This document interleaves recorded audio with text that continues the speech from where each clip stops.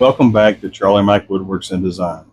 I'm James, and today we're going to build a 5-picket tall planter. Now, not my plans, okay? These plans came from Matthew Peech. They've been out there for a while. He uses a lot of fence pickets, and it's a great plan. I mean, I've made them several times. I sell these locally. Yes, I am a plans in the hands kind of guy there, Matthew Peech. But thank you for putting this out. What I like to do is I make mine a little different. And this time I'm actually going to also burn it. I had a client request for 2 of them and to burn them. And I thought, okay.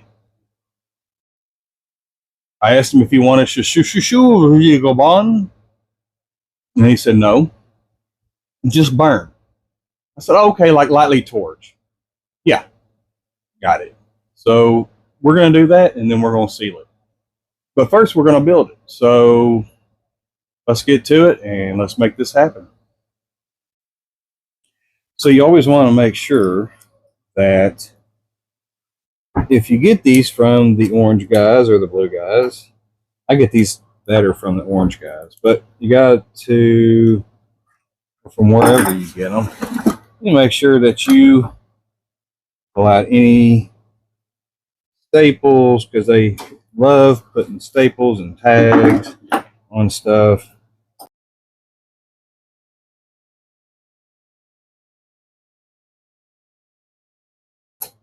One of the great things about cedar is they're very light. They're not very heavy at all. And as always, make sure that you have the proper PPE.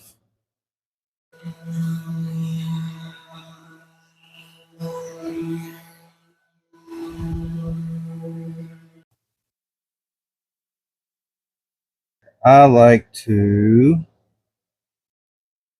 move it. I like to, I'm just joking. So what I like to do is draw what I need to, and then I'll start using that as a template, and usually works out fairly well. So I recommend using the very first one that you cut to be your template. That way, all you're having to do is replicate the same cut. I always try to cut mine before I rip them. And the reason why is I've tried it the other way. It just works better to cut and then rip. So here we are cutting the legs and the side supports. So I'm trying to spice things up with the videos a little bit by using different camera angles. Tell me what you think in the comments. Leave a comment now. That's a lot.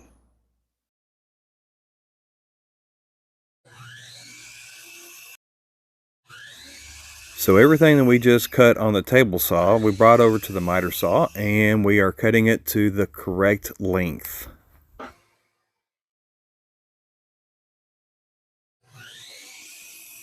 Here we're going to cut a 3-degree angle on both sides of every board for all 5 levels of the pedestal. If you look closely, it resembles a trapezoid. The legs get the same 3-degree cut. However, instead of opposite, they run parallel. So you have to roll it and flip it. Let's see that in slow motion. You have to roll it and then flip it. And that way your angles are running parallel. So here we're just using a little Titebond 3 glue, good for outdoor applications, some brad nails, and literally just going around and building level by level.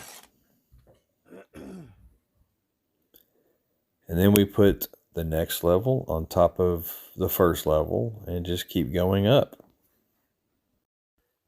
And if you're enjoying this so far, why don't you push the subscribe button, the like button, the share button, any button. So here we're putting together the legs, and to secure everything we're using 1-inch exterior screws. So I'm trying out some different editing techniques, and I think this is pretty cool. Look at this. I mean, slow-mo and zooming in, and then just because we're gonna do it again and make it real fast.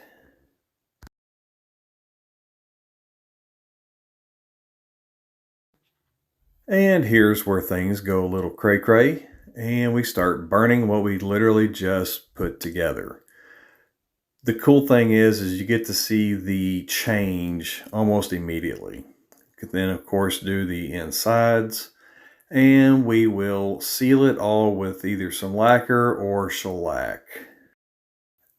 Thank you again for stopping by, and just remember, life's too short for the BS. It's okay to have fun.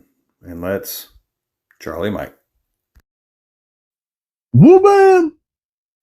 Woo-man! Woo-man! That's Charlie Mike.